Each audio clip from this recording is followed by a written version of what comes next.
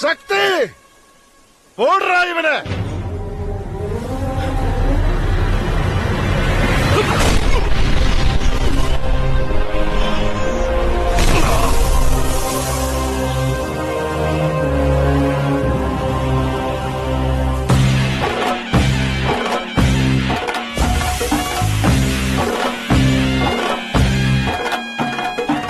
என் பையன் இவனை போட்டான்னு சொல்லி இருந்தா கூட நான் நம்பி இருப்பேன்.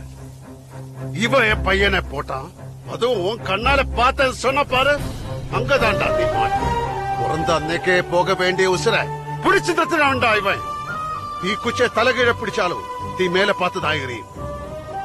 இவன் என் சக்தி. அப்புறம் எதுக்கு இவனை அடிச்சேன்னு பாத்தியா? இந்த சிவன் தோத்துட்டான்டா.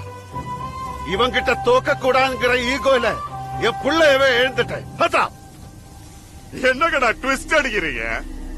2 பேரும் அடிச்சுக்கிட்டு ஒருத்தர் சாவா மீதி இருக்கிறவன நான் போடலான் இருந்தா, அப்போ 2 பேரையும் நான் தான் போடணுமா?